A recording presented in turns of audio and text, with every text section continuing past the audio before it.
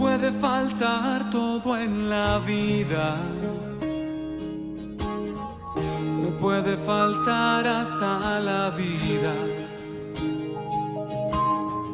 pero nunca quiero que me falte el deseo de amarte hasta el final. Quiero amarte hasta el extremo, sin reservas darme por entero, como los que se han enamorado. Yo te canto, mi amado, hasta el final. Hasta la locura te amo, Señor. Ya no quedan dudas en mi corazón de que te amo, de que te amo, Señor.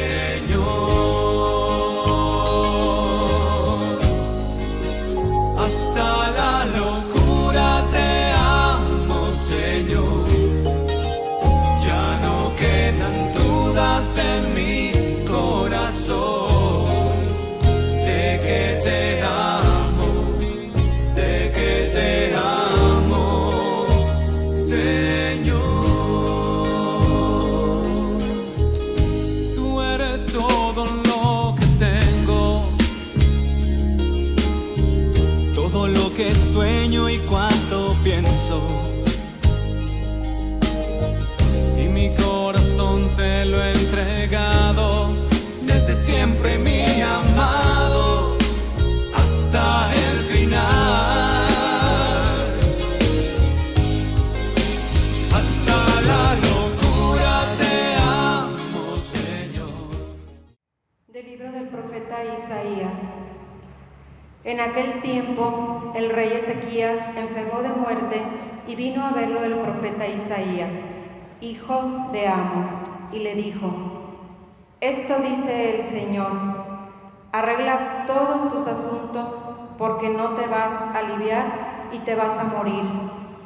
Ezequías volvió la cara hacia la pared, oró al Señor y dijo: Acuérdate, Señor, de que te he servido con fidelidad y rectitud de corazón, y de que he hecho siempre lo que a ti te agrada. Y lloró con abundantes lágrimas.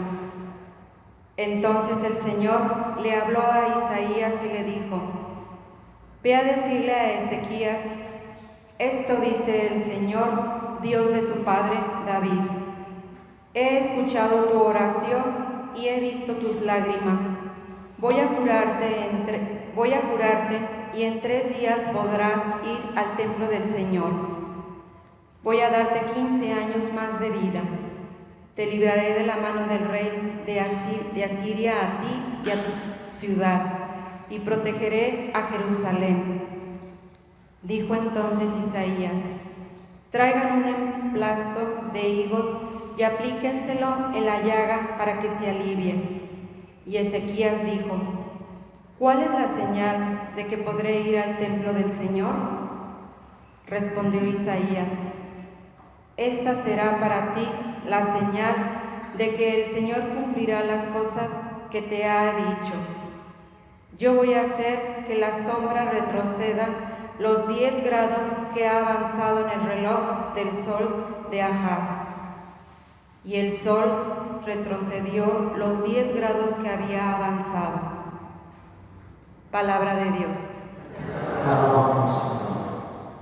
Sálvame, Señor, y viviré.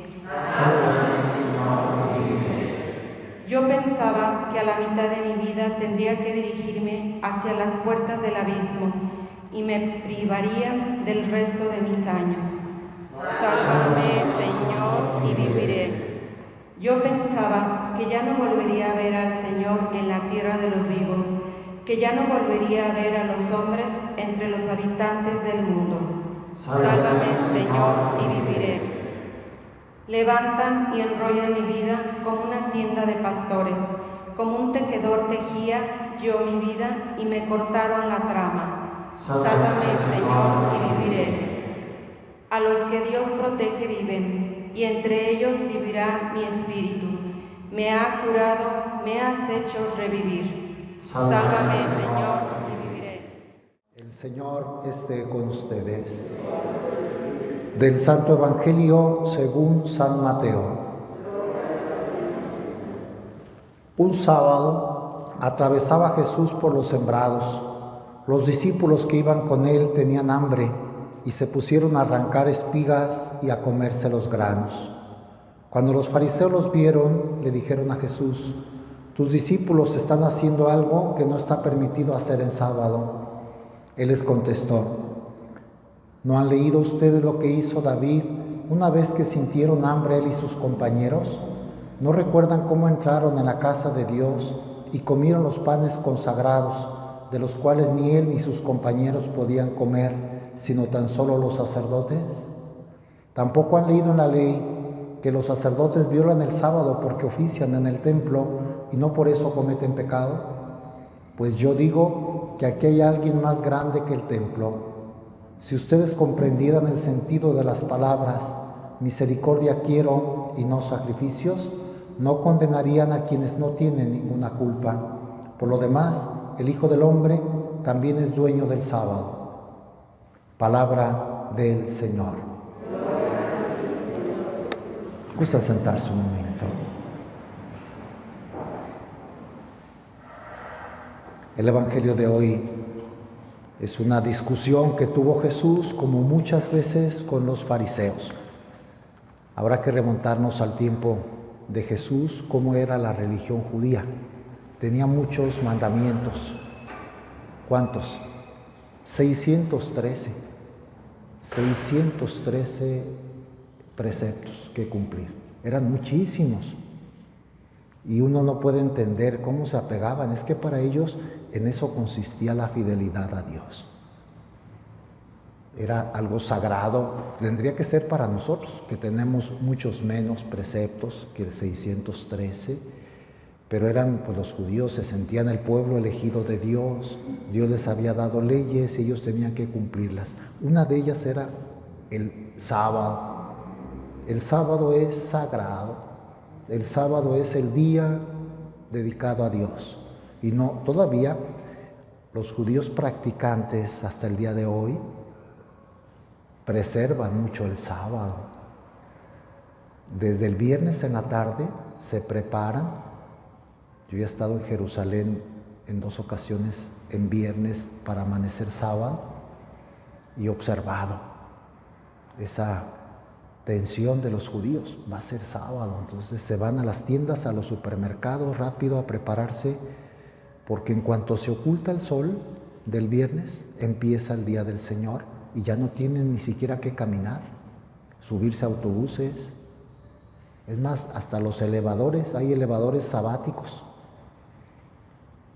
En los hoteles se diferencia un elevador normal para los turistas y otro elevador sabático para que los judíos se suban al sabático, que ni siquiera hay que apretarle, solo va subiendo y se abre en cada piso. Y cuidado con que uno gentil, uno que no es judío, use sus cosas. A mí ya me tocó que me vieron con cara de desagrado en un matrimonio de personas mayores. Yo no sabía, yo me subí al primer elevador que había y me vieron así, como diciendo: ¿y este gentil por qué se sube a nuestro sabático? Y me dijeron: es sabático. Yo dije: no tengo problema, pues aquí cuando se pare donde yo voy, pues me bajo. Y sí, pero me veían así como que los estaba contaminando, un gentil. O sea, uno puede entender todavía hasta la fecha lo que significaba. No pueden violar el sábado, no pueden hacer nada. Lo dedican a Dios. La cena de la noche del viernes es muy especial. Oran mucho, se alegran con Yahvé, su Dios. Una celebración preciosa el sábado. Como para nosotros el domingo, el día del Señor. Pero creo que a nosotros nos hace falta esa sensibilidad. Hay mucha gente que ni siquiera cumple, y menos ahora, el precepto dominical. Por cierto, el precepto dominical, ir a misa el domingo, todavía no se impone a todos. Los que puedan cumplirlo, los que no cometen pecado. El Papa dio esa concesión en la Iglesia por la situación que vivimos. Pero en algunos países ya es de precepto. En España, a partir creo que del domingo, vuelve el precepto dominical. Se comete pecado grave si no se acude a misa. Es el día del Señor.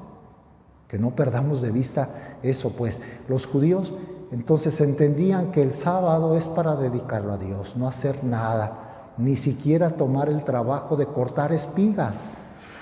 Y eso fue lo que hicieron los discípulos de Jesús. Tenían hambre y se pusieron a arrancar espigas y a comerse los granos. No había más que comer. En aquella sociedad rural, pues no es que hubiera tiendas, la gente se alimenta de lo que produce casi siempre en el campo. Pues ¿qué vamos a comer? No, pues aquí hay espigas de trigo, saciar el hambre. Y nuestro Señor los deja hacer. No les dice, es sábado, no tienen que cortar nada. Y más bien fueron los fariseos los que le dijeron, tus discípulos están haciendo algo que no está permitido hacer en sábado. Están pecando gravemente, no están cumpliendo el mandato del Señor. Con aquella sensibilidad, como digo, exagerada que tenían y tienen algunos religiosos judíos. Nuestro Señor les contestó con mucha libertad.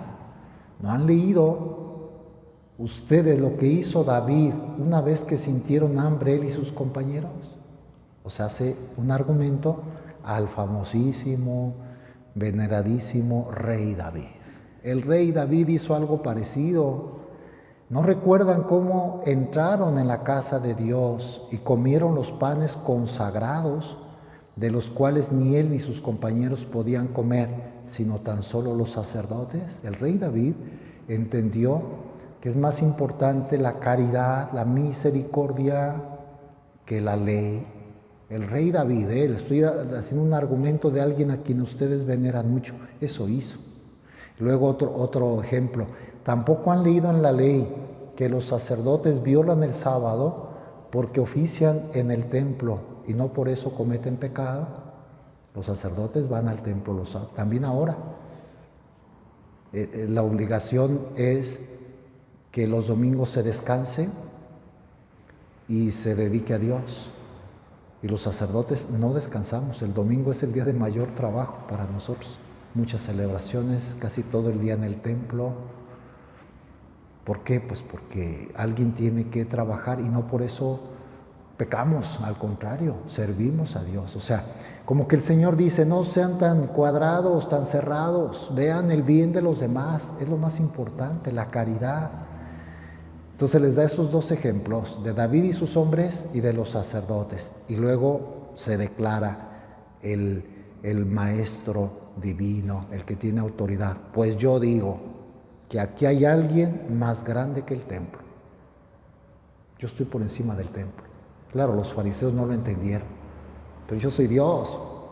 ¿Por qué me están reclamando lo que yo hago? Entiendan, no se cierren solo en sus leyes. No crean que por cumplir las leyes están bien. Lo más importante es la misericordia, porque dice a continuación, si ustedes comprendieran el sentido de las palabras, misericordia quiero y no sacrificios, no condenarían a quienes no tienen ninguna culpa.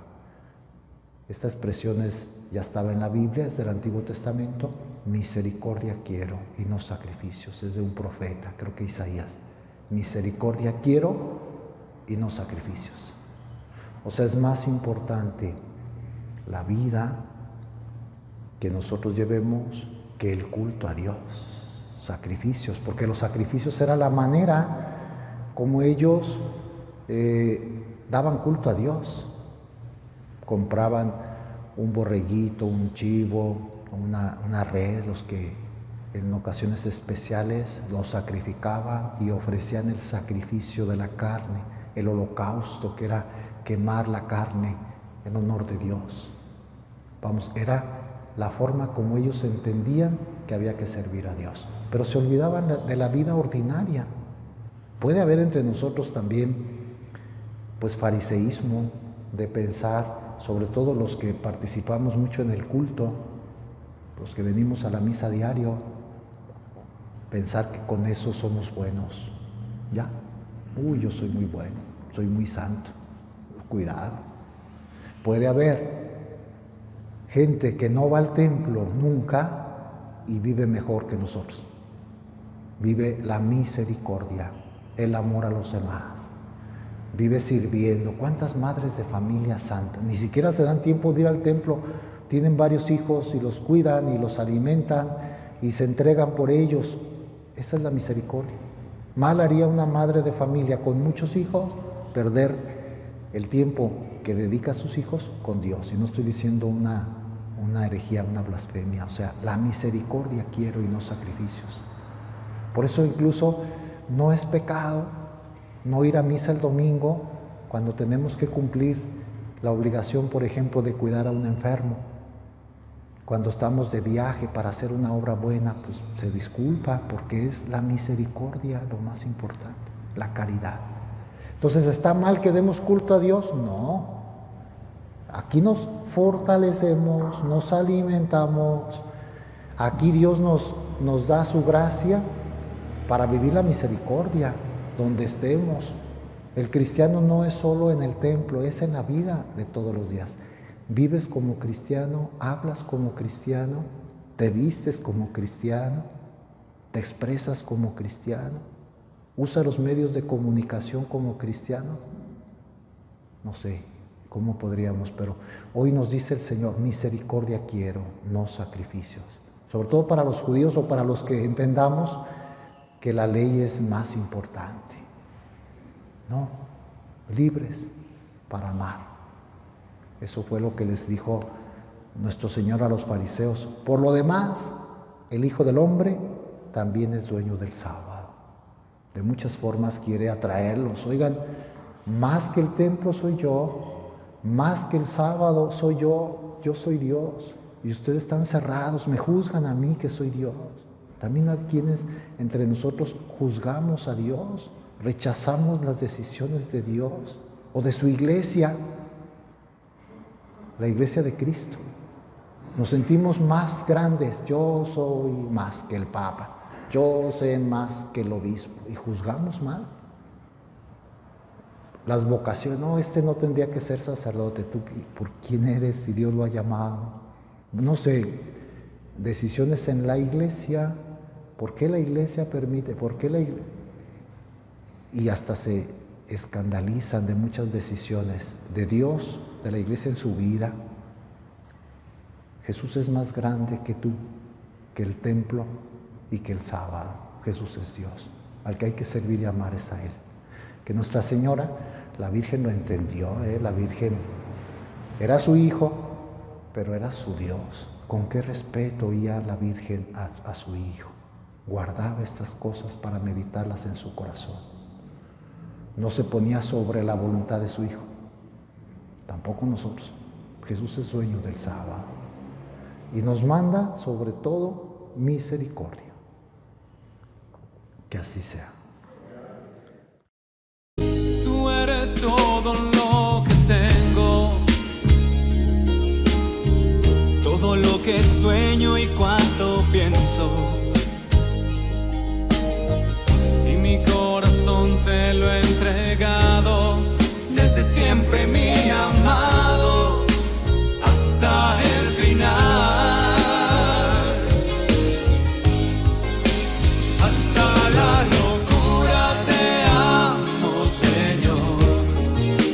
Ya no quedan dudas en mi corazón de que te amo, de que te amo, Señor.